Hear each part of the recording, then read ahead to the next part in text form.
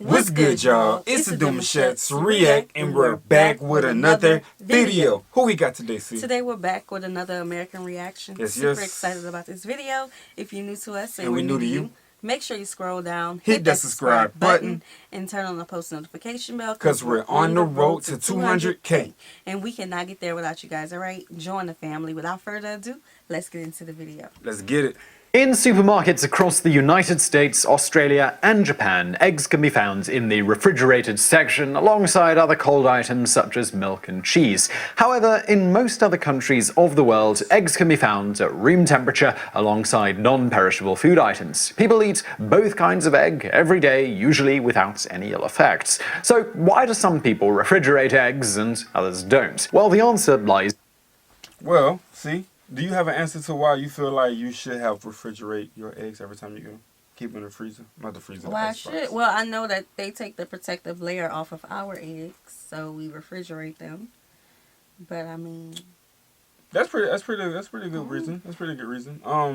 I think it's just kind of something that we do. Anytime a lid is open or something like that, we just refrigerate it. Yeah.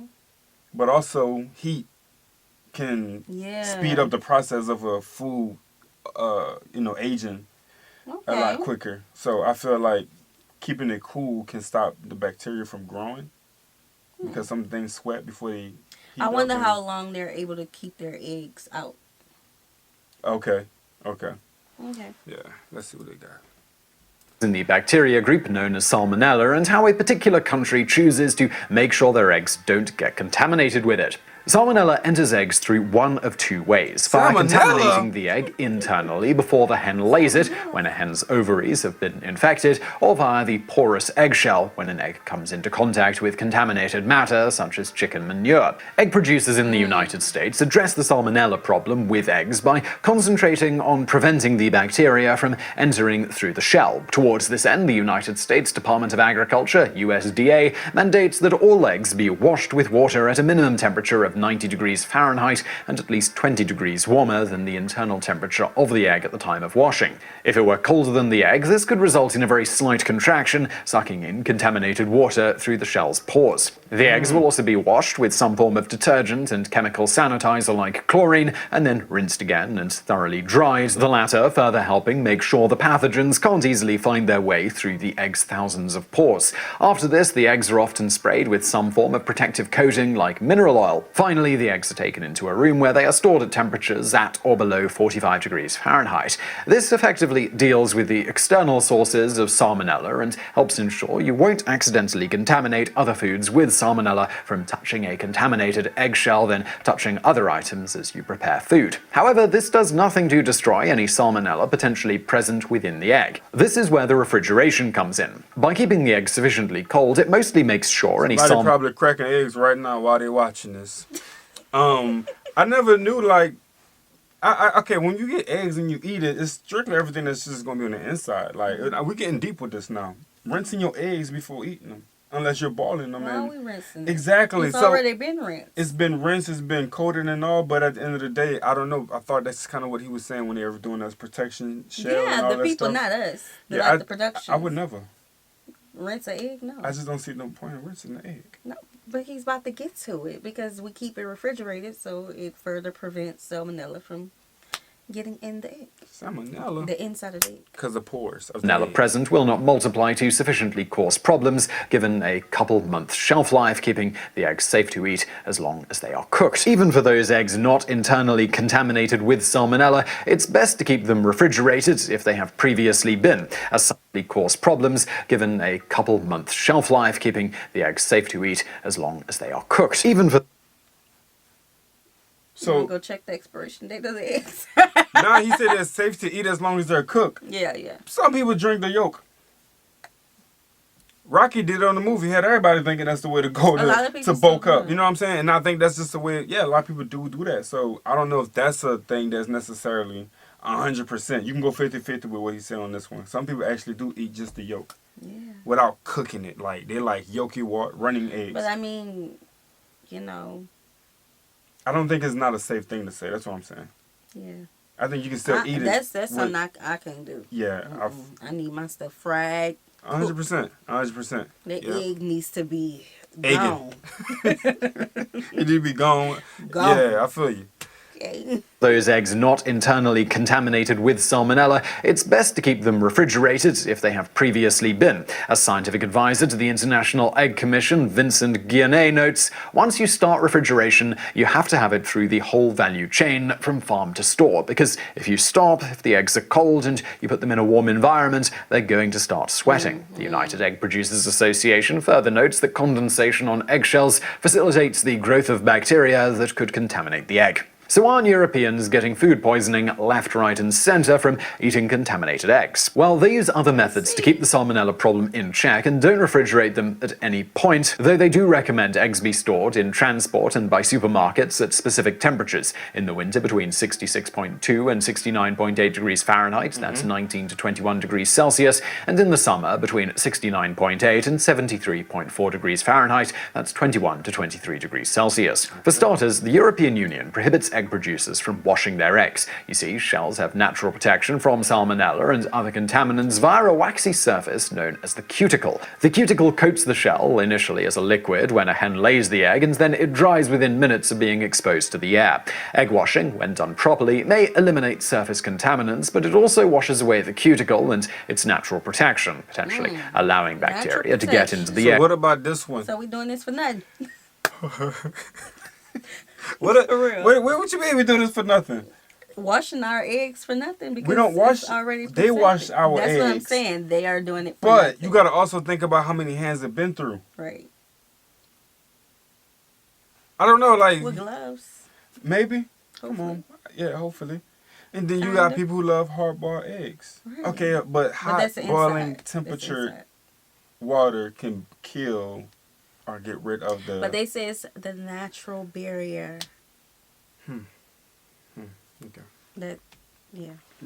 via its pores or hairline cracks. Both methods of eliminating external contaminants are quite effective, but the washing strategy requires that the eggs are processed in a very precise way for it to be effective. If eggs are allowed to sit in dirty washing water too long after losing the cuticle, this would be an ideal situation for microbes to quickly infect the inside of the eggs. Thus, the EU and others deem it safer to cut out the potentially error-prone middleman and simply leave the cuticle on. Of course, by not washing the eggs at all, the occasional egg with feces and other such things will pop up, the egg being laid via the same hole the chicken poops through and the laying area potentially not being perfectly clean. But the fact that visibly dirty eggs will most definitely turn off some customers and that European Union egg farmers aren't allowed to wash eggs is actually seen as Bro, an that's effort the by only some time. friends. I wouldn't even buy the eggs. Oh, wait a minute. I wouldn't. I was following. I was there Yeah. until that. See, I'm visualizing. Yeah, that if all your eggs are looking similar to this photo here, definitely wash your eggs. That's something because it's again like it's the conversation I've been having throughout this whole video about washing eggs because it goes through hands and things of that nature. But you guys have it to where you like the egg is just egging in the carton with the dirt on it, and we don't. So do y'all wash your yeah. egg when y'all get home? Because I'm thinking like, okay, let me bake a cake. Oh, got a little poop right here. Oh, crazy! Gotta wash the egg now. I gotta wash my hands. Put all the eggs in the can. Wash them or something. Rinse them off. I'ma stick with my eggs that's washed. Okay, yeah, that's the conversation. All right. Britain's Egg Industry Council's chief executive, Mark Williams, states of this, in Europe the understanding is that prohibiting the washing and cleaning of eggs actually encourages good husbandry on farms. It's in the farmer's best interests then to produce the cleanest eggs possible, as no one is going to buy their eggs if they're dirty. So they Unfortunately, in this scenario, you'll still get the occasional egg with fecal matter on it. This also increases the chances of cross-contamination with handling the potentially contaminated eggshells and then perhaps touching other food items without washing your hands. But both of these problems are easily solved by simply washing the eggs and your hands directly before using them. This do-nothing method also saves an amazing amount of effort and cost in the processing of the eggs. It's also a superior method of keeping eggs as safe as possible in areas where end consumers don't necessarily have refrigerators, as well as helps minimize the risk of egg contamination if a customer has a long drive home from the supermarket, which potentially allows the cold eggs to form condensation, giving pathogens pathogens easier access to the inside. So the cuticle solves the problem of external sources contaminating the inside of the egg, but how does the EU and other countries that don't refrigerate their eggs deal with eggs that were contaminated while being formed inside the chicken? Well, they mandate that their egg-laying chickens must be vaccinated against Salmonella, among other requirements, if they are to receive the Lion Quality Code of Practice seal. The result is that approximately 90% of chicken eggs sold in Britain come from vaccinated hens, with the other 10% coming from small farmers who don't typically sell eggs through major retailers. So, which way of storing eggs produces fewer cases of Salmonella-induced food poisoning? As the aforementioned Vincent Guinaud notes, they're different approaches to basically achieve the same result. We don't have massive food safety issues on either side of the Atlantic. Both methods seem to work. Well, that's great, but what about the actual numbers? Well, it seems there have never been any definitive studies, at least that we could find, but it would seem on the surface that the European method is the winner. However, of course, there are uncontrolled factors that could potentially be skewing the numbers here, so do take this with a rather large grain of salt. On average, there are approximately 142,000 cases of egg-related Salmonella poisoning in the United States every year, according to the US Department of Agriculture. This is approximately 1 in 2,200 people infected every year, give or take, depending on whether an individual is a repeat offender in a given year. In contrast, in England and Wales in 2009, there were just 581 cases of egg-related Salmonella poisoning, or about one. It's a big gap. I never heard of eggs making somebody sick. I've heard of Salmonella cases. I've heard of Salmonella, but I've never heard that directly from the eggs. Yeah. That's what they was doing. What they was doing. In 95,000. Notably, before the British started vaccinating their chickens in the late 1990s in response to a major egg-induced Salmonella outbreak, in 1997 there were 14,771 cases of egg-related Salmonella poisoning in England and Wales, or about 1 in 3,700. You might be wondering why it simply isn't mandated that the United States egg producers vaccinate their chickens then.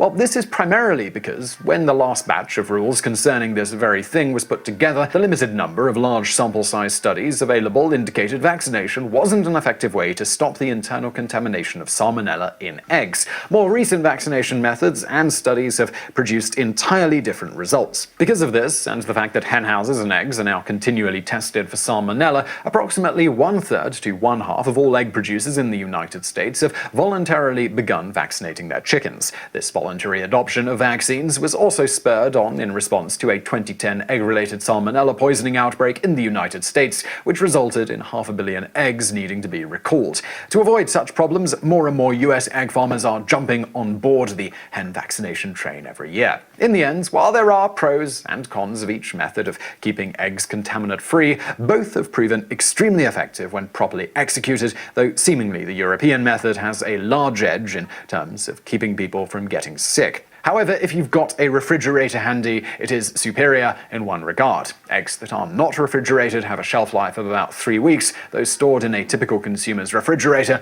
are generally good for about 2 months, and drastically longer given better regulated temperatures, something that used to be key to keeping eggs on supermarket shelves year-round. The reason for this is that naturally most chickens will stop laying eggs in the winter as a response to shorter daylight hours. There is a photoreceptive gland in the chicken's eye that, when exposed to sufficient light, ultimately triggers the release of the hormone that in turn spurs egg production when present in sufficient quantities in that hen. This created an egg supply problem that used to be solved by egg farmers in the United States by keeping the eggs at the perfect, constant chilled temperature not found in your normal consumer refrigerator, which is regularly being opened and closed. This allowed egg producers to store eggs for as much as a year, according to United Egg Producers Vice President of Government Relations, Howard Maguire. Today, of course, the problem is somewhat controversially solved with artificial light and strictly controlled egg production environments, with the egg finding its way from hen to consumer, generally in just a couple of weeks, regardless of what time of year it is. And now for a bonus fact. Ever wonder what the difference between brown eggs and white eggs is? Well, want to know more? Well, some people say that brown eggs are better for you and contain more nutrients, or that brown eggs taste better, or brown eggs are better for cooking things like quiches, while white eggs are better for baking cakes, etc., etc. The truth is that the difference between brown eggs and white eggs are that brown eggs are brown, while white eggs are white. How the rumors started about brown eggs being better is thought to be because they are often more expensive in supermarkets. This is, in part, because the hens that lay them usually eat more, which means the hens cost more to keep per egg. You see, white eggs are most often laid by white or light-colored hens with white earlobes, while brown eggs are most often laid by red-feathered or brown and dark-feathered chickens with red earlobes. There you go. That's your difference. They still cook the same thing. They cook exactly the same. There are no difference of the yolk inside of the brown and white egg. It's literally But you know what, babe? the same egg. The brown egg matched the aesthetics. It looks good. I think they've dressed it up really well when it comes to the shelves and the cartons and all that stuff. That's why it does look a lot more expensive. Look like it's going to do a lot more benefits, you know, but nah, it's the same thing. They still the same egg. Look at that. A lesson on race. Oh, still human. Come on, man. Come through with it. Just two different color birds. So equality. Yeah, equality is in the egg. It's in the egg, literally.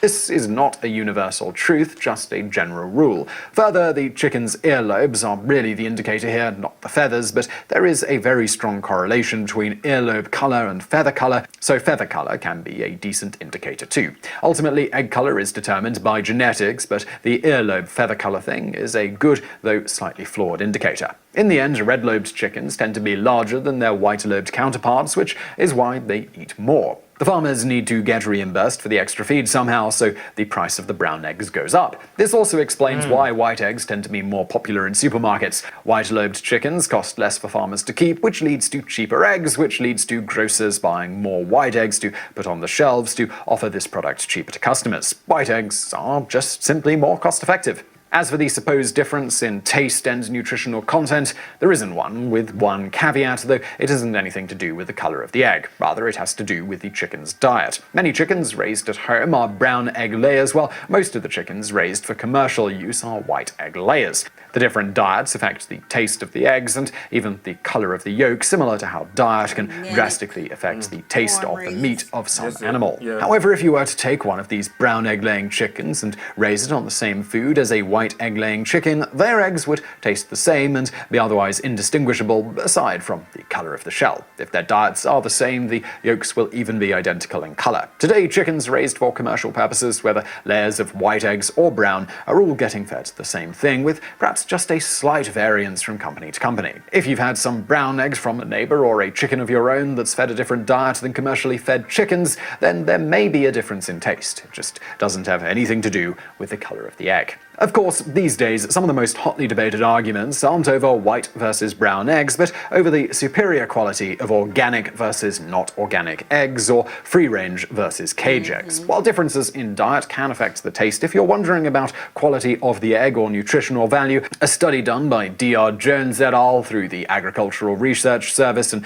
published in Poultry Science in 2010 found that ultimately there is very little difference in the quality of eggs produced in these different ways. The small differences they did find varied, without one egg type consistently maintaining the highest or lowest values. So I really hope you found that video interesting. If you did, please do hit that. It matches my aesthetics. I like that though. You see, so I'm probably still gonna get me some brown eggs. Everybody's different. Everybody's different. You like the aesthetics. I'm looking to see which one. Again, listen, there ain't no great value egg. They all the same. They all the same. The only difference is, the only difference is that whenever they're farm raising their chickens, and then they're having these shots that they giving these chickens, they be giving them shots and stuff for feed and whatnot. That's the only difference. They help the color come out the color it comes. But if it's not cracked, if it's not cracked when I get it, it's going straight in the fridge. Yeah, that's it. I'm eating eggs. Yep. Sometimes they don't have my brown eggs, but I'm still gonna get a white one. I think I don't know, but I know the white eggs have a lot in the carton. Yeah, they have like a 3-pack. A 3-pack, so that's what, 24 eggs? Maybe loading them eggs up. Compared to just an 18. And you actually spending more. The price is different. You spending a lot more when you get the brown egg. You trying to convince me to stop buying my brown egg? No, hey, do your thing. Do it. I love when you happy now. I love it. I just she like loves the to way dress it looks. things up. Yeah, exactly. You be dressing. She got, y'all. I'm gonna have to convince you to make like a video for y'all one day to show what she got. But it is a thicker, I feel like it's a thicker shell on the brown egg. I was about to say, like, is one heavier? Yeah, it feels like a thicker shell. Like more of the egg is in the brown egg. Yeah, the white egg seems thinner. The thinner shell, like, when you crack it, it's it crack crack easier. more. Yeah, and easier, more yeah. cracks. In the brown one, it's like a clean crack. So it's not just aesthetics. That shell does come off as a lot thicker. We have to see. Yeah, we're going to have to check that out. Okay. Yeah, so we hope you guys enjoyed this video Let's with get us. it. Like this video, subscribe, turn on the post notification bell. We have enabled our super thanks if you like to support the channel that way, as well as our reaction request form is in our description box below. We'll see you soon. Peace.